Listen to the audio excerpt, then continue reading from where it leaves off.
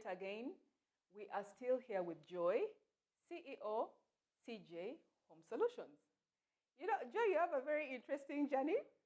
You learned on the job, cut yourself multiple times, had a gig, one of your very first gigs, 11 to 5. I think by the end of the day, you just didn't want to wake up, right? You were so tired, right? Yeah. But you've grown. You've grown, you've learned. Unfortunately, or fortunately, you haven't really had mentorship, but you're really looking for it right now and trying to get the right mentorship. The one that you got during that time did not give you exactly what you needed. And I think women in business, what we normally focus on is not just inspiring, but we also make sure that the linkages are in place. Because it's important that mentorship goes on. But however, I also know that you've been mentoring a couple of others, and you're accessible. You're accessible. That's nice. How many have passed through your hands at the moment? I think I've talked to over 20 people that want to start cleaning. And have some started? Yeah. Some have started. Unfortunately, some haven't been very successful, but most have actually worked it out. There are even some more up country, like in Gulu, Arua, that call me every once in a while. They're like, okay, I've got a client for this. How do I deal with them? What machinery do I need? And I tell them exactly what they need to use. I give them advice. So I know some of them have pursued and are continuing to what? To work, yeah.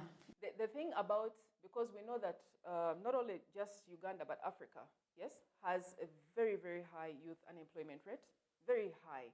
And in Uganda, you know, the bigger part of the population being the youth, this is quite a big challenge for them.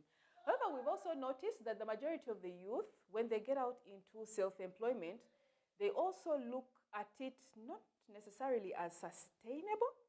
They just want to look at it as in, what can I do right now, get the money until I get something better paying, and then they leave. Is that what happened to some of those that you mentored, probably? Not really. Personally, I believe there are very many things that lead to the success of a business. Number one being passion. Number one being a very resilient person. For example, my first client did not order for my services. Yes. That means if I didn't have the other two who had ordered, I was probably going to feel like, okay, this is actually not a thing. It was probably Twitter hype and it's not going to work out. So some of these people actually love to work, but marketing, getting clients is very hard, by the way. But they also give up easily. Yeah, but they are right to give up easily. Because for some businesses, you can push and push for months and things don't work out. So I really don't blame some of them who it didn't work out for. Also, I am a strong believer of you can learn some things, but also some people are called to do certain things. For example, like baking. I don't think I can bake. I've been taught how to make a cake, and I can make a cake, a decent cake. But I don't think I can do it for business. To such a point that a client... To such a point that the cake has got destroyed in transit, and I'm going to have the patience to patch it up. But now for me in my business, because I'm passionate about it, even on days where we make a complete loss, plus, I don't give up because it's my thing, But if it was something I wasn't passionate about, I'd probably give up on it. And you see, even as we talk about this, we've been looking at some of the differently, yes? We've been looking at some of the activities in the trainings that they bring out. It's more or less the same, you know, typical hairdressing, tailoring. Not that we have anything against it. I think these are jobs that you can start anywhere and they will immediately start to give you money. But I have also spoken to a couple of other youth and they say would want to get into hospitality, would want to learn something else, get into welding, and I'm a girl, by the way, but I would want to get into that, get into engineering, do you think there is limited activities probably that one can access, a youth like you can access in training? Right? Do you think? I think we don't know where to go for the training. I don't know if it's laziness, maybe we're not trying so hard, but I don't think we know where to go. And most people have finished school, they paid so much money in university, And now again, for them to pay for training, it just doesn't make sense. Even most parents, because now most of them are already not earning, so that means their parents have to pay for that extra training. Most parents have put you through university. They're like, go look for a job. We taught you an entire accountant, and now you want us to pay for training for you to be a carpenter? So some parents, first of all, are not supportive. Other youth really don't know where to go for the trainings. Others really don't have the money to pay for the trainings. Yeah, so I think those are the factors that really contribute to people not following particular. Yeah, then also technical know-how. I knew how to clean. I believe most people have actually washed a cup or cleaned a window or laid their bed in life or washed their laundry. So it's a day-to-day. But carpentry, it's not everyone's thing. So you either are gifted by nature, you know how to carve, or you actually have to go through training. So if you're not gifted by nature and you know how to carve, that means you have to go for training, which will cost you money. Yeah, so I think those are really the hindrances that cause people not to go in particular directions. Yeah. I know for sure that I think the presidential initiative has done so much. Did you get to know about that? I did. Look, and in addition to that, when you were still at MOVES, are there particular organizations, the NGOs that came in and offered, yes, skilling programs or anything? Because I know there are others that are reaching out, not even just in the communities, but also within the institutions. Were you able to access some of these activities, these training opportunities during that time? Okay, not really. Reason being, time. I was a very, very busy student because I had work. I actually at some point had to quit my day classes and do night classes because I was very busy with work. So I used to work the whole day, manage people, make sure they've gone to clients' homes, post on social media because I was the sole marketing person, and I used to study at night. So for me to actually go for those trainings was also close to impossible. What about your friends? Some of my friends did. There are trainings. Now, the funny thing about university trainings is no one even tells you it's there. The class rep kind of comes and says it in class, but it's really not something serious. What I think universities need to do is making those trainings mandatory, because you never know you need something until you're exposed to it. And that's a very good opportunity. Yes. So I think if NSSF has a training, all third-year students should be there. Because there's so much I don't know about NSSF and I'm learning by myself that could have helped me if I was taught in university. Like, I'm a business student, I was a business student, why don't I know anything about NSSF and URA? We were not taught anything about taxation, nothing, not even basic knowledge like... I think they assume that this is embedded within the curriculum. It is not at all, yeah. That is something that... The way they teach us communication skills is the way they need to teach us about NSSF. How should I be tax compliant? What certificates do I need to register my business? Sorry, to be registered. Maybe how much is it going to cost me?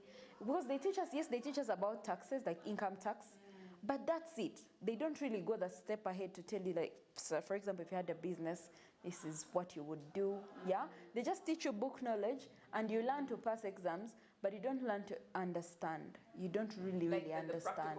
You don't understand the practical part of it. And I realized that when I went for internship, that the things they teach us in class are completely different from what is happening in the real world. Yeah. So I really think our education system does not do us enough justice.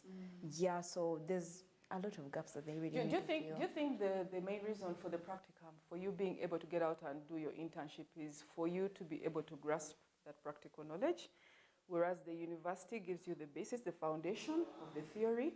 Okay. Would it be that format? Maybe that's what they think happens. But if I'm doing internship, I am practicing what you taught me. I'm not going there to learn. No one at the internship place has time to teach you about accounting. You're there to practice. But you're supposed to. They from the school? No. Every agency. Yes, an agency, wherever you've been placed, as far as I know, you are handed over to a supervisor, and the supervisor helps you go through. So maybe the challenge is that even when you are during your internship, the supervisors really don't have enough time to take you through the ABCs that you should have covered at the university. Is that what you're trying to say? I think that is also a factor. the people at the organization, they don't have time. They feel they don't owe it to you. Yeah, and actually I got a good internship place. I had supervisors, like because I had like 4 people who were teaching me how to do this, how to do that. But most of these things are actually doing on the computer. They were using apps. You know, right now this is it's a digital world. Applications to their accounting. They just teach us by the book. So I was learning completely different things. But I have friends, majority of my friends who went through internship and they were just showing up because first of all they had paid for the internship and because it was a school requirement, but they did not learn anything. They were actually just taking paperwork from office to office. They were office assistants. So basically what should happen is that any sort of, whether it's business knowledge, it has to actually be as practical as possible. Yeah. And they even have to utilize those particular moments during the universities, university moments, actually the studying, because once they get out, those opportunities aren't actually there. That is what you're really emphasizing. Talking about opportunities, okay? Because there is lots and lots of gaps that need to be bridged, not only in our education system, but also the manners, the different ways in which we are slotted out, yes, from the education, then what is out on the ground. What is out on the ground, for example, right now we are finding out you don't have as much mentorship, yes, access to mentorship as possible. And have you tried reaching out for financial support? Because I know definitely you're expanding, you've been up country, Joy.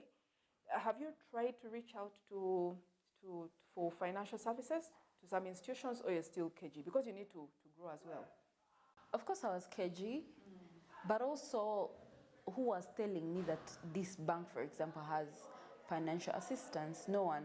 So at the end of the day, you really have to go out there and look for the support that you need, yeah?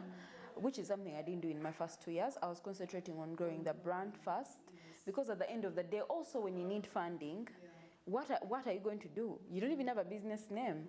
You're not registered for NSSF. You don't have any running contracts. So what are you going to use the money for? People don't just give you money.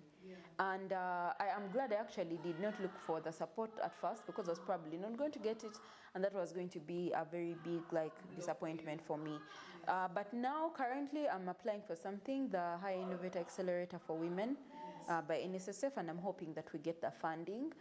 And I have done a course. It was so educative.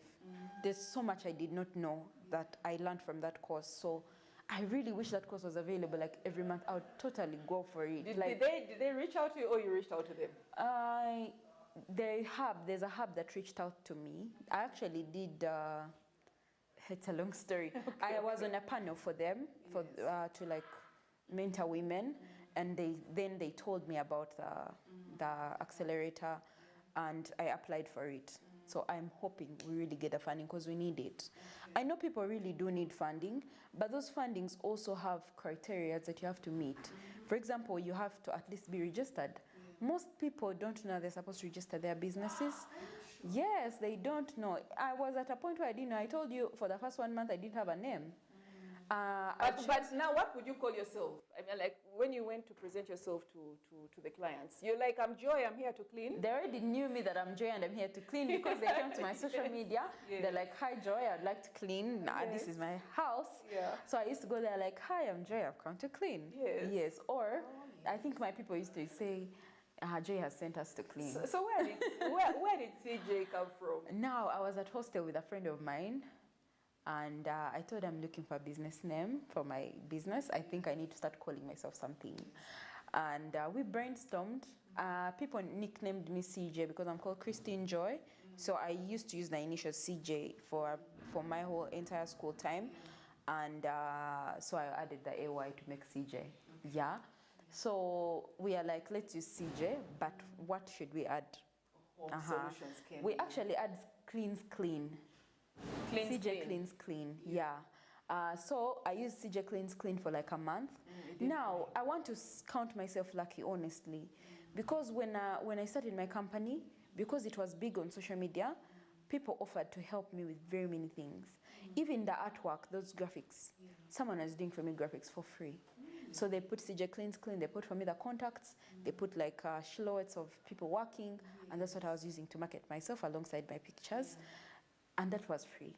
Yeah. And I had people offering, like, it was overwhelming. Did they want mentions, or it's just good? Some of them were just angel donors, and of course they knew I was going to mention thank you. I just don't really think that's what mattered to them. I don't know if it's God or if it's because they really thought they needed to come through for me, or maybe at some point someone came through for them. But I had someone made for me business cards. The reality about it, CJ, whether we want to accept it or not, yes, is that people will always reward hard work. People will always reward those that are willing to step out of their comfort zone. That's the reality about it. And let me tell you, at the end of it all, you had a dilemma, yes? You're in a dilemma, you had an issue to sort out. You needed money for the luxuries you needed. But someone else is going to opt out and take an easier route. And that's the reality about it. But it takes guts, and this is why Women in Business celebrates you as well. Thank you. Because you had the guts. It took guts and you took it. Yes? You owned up and you started something with nothing. Just recollect those moments when you just showed up. Hi, this is Joy. I want to clean. With no gloves, no boots, nothing. Just a will to work. And once people realize that there is something, an impetus on your side to do something, let me tell you, all the elements begin to align. And that is how it is. Okay? So this is really a call out, because CJ started and she learned. She didn't even know. You didn't know much. Actually, I kept saying you were very lucky, because anything wrong could have happened, you know? Anything wrong. You could have hurt yourself, cut yourself. You did so many times. You could have got infected to a point you could have been raped and all those different things. You didn't get any mentorship throughout it, but now you're at a level when you can be able to do that. However, we have to keep growing, and we have to keep encouraging other fellow women to actually, and young girls, to start off as early as possible. Okay? Yeah. And not these sugar daddy things that happen. It's a norm, but it should break. That cycle, whatever cycle is going on in the institution, it should break. But actually, yes, I think the sugar daddy thing is kind of a misconception. It's the minority that are relying on the easy way. Because trust me, I've employed nearly 50 people have gone through my hands. And these are beautiful girls in university that want to make their own money. Yeah? And I have not taken up over 300 people. They're actually probably 500. If I was to compile all the messages of the people that have approached me saying they want to work, they can be 500 plus.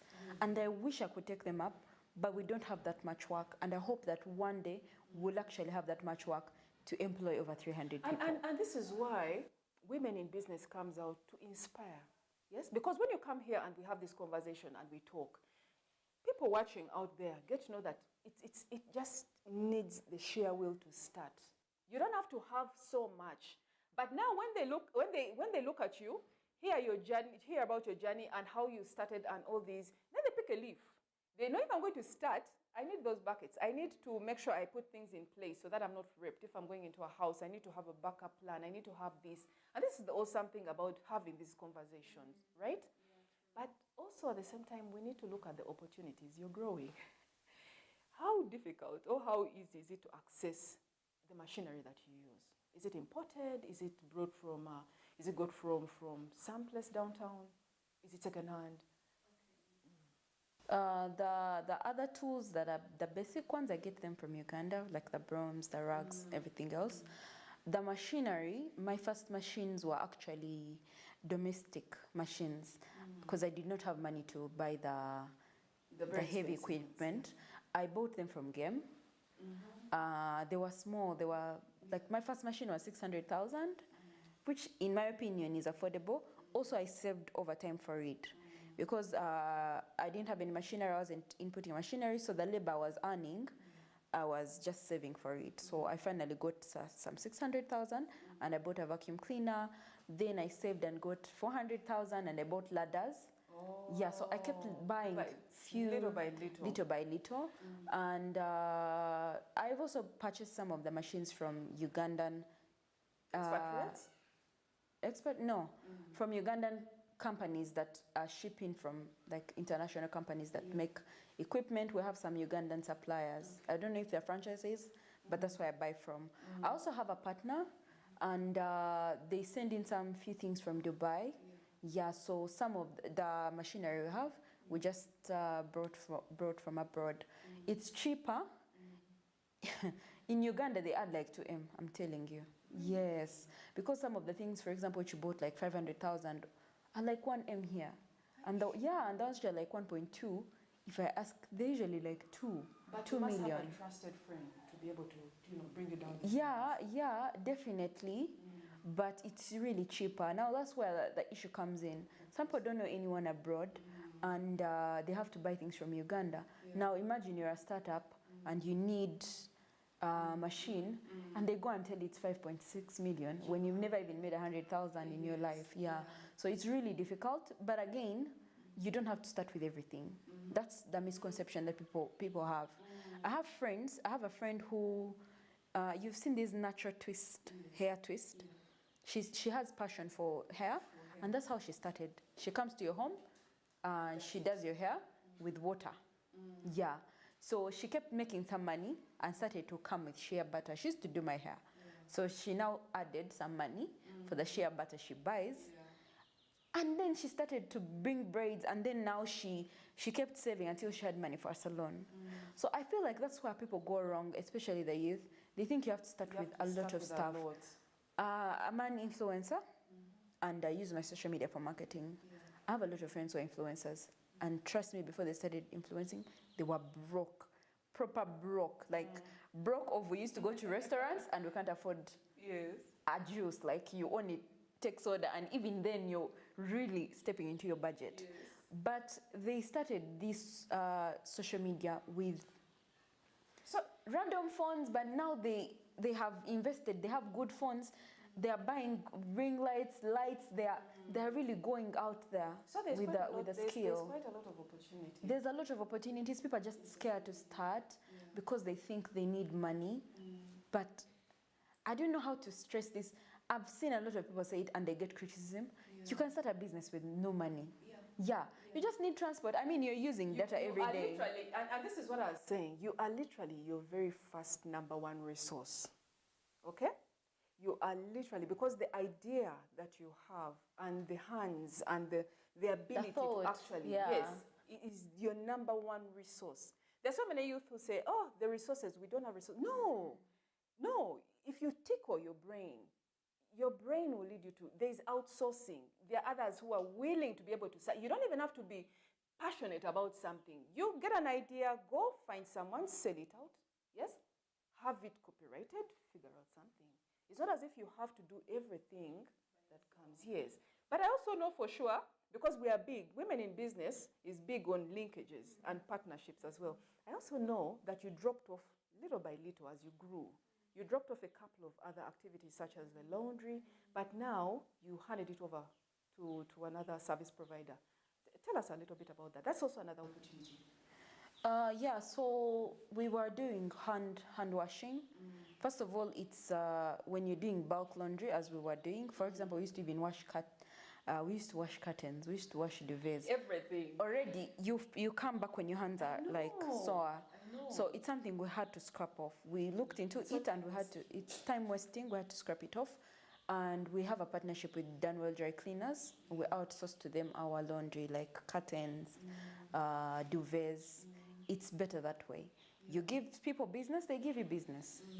So it's good to partner. It's good to find people who have the same vision as you, who are around the same business. Also, something you said about outsourcing.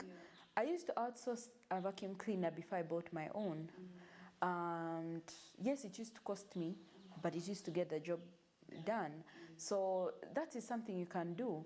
Even I have a friend who wanted to be a barber, but he had the passion. He didn't have the skills. He didn't have the equipment. He went to a certain famous barber, volunteered there for a month, but because he was already had the passion, he learned so quickly. 1 month, 2 months down the road, He knew what to do. He was good. He bought a machine, started by trimming people's hair, then bought a camera, now has an entire set. It's amazing. And he's growing. Yes. He keeps growing and doing well. So you don't have to start with money, and you don't have to start with an office. There's so many people who think you have to have an office, you have to have equipment. How long has this journey spanned so far? 2018, 18, 19, 20, 21, 22. Almost. Yeah, And almost 6 years. I didn't even know it was that long. And when they see you, celebrate your milestones, Joy.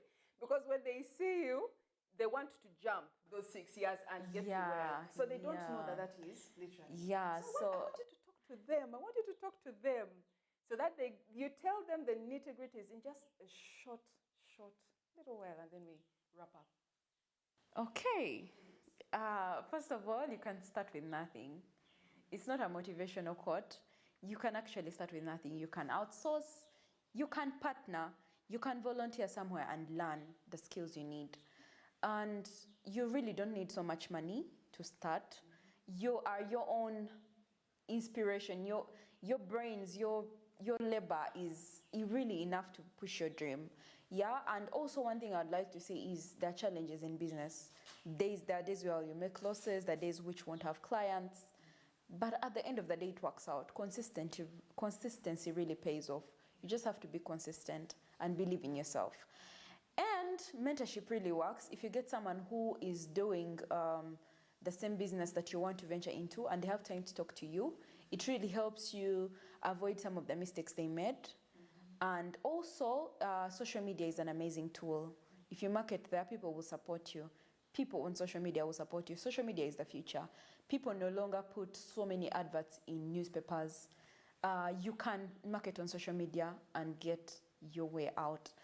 And also be honest with people. Guys, I know sometimes it's hard. You might be making liquid soap and you feel like, okay, if you put in water, then you can make 20K extra. But your brand, building a good brand, a repeatable brand, and being honest will sell you way more than making money.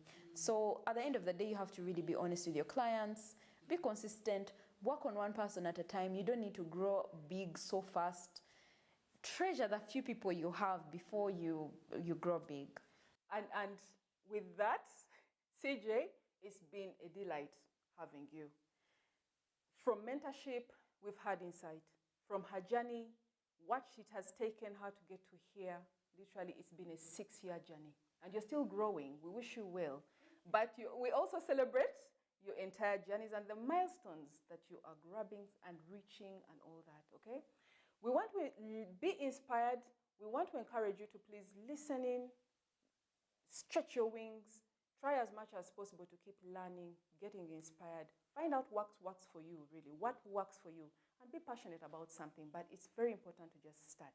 Until the next episode, this has been Women in Business, and I'm Doreen Kemsha. See you next time. Bye-bye.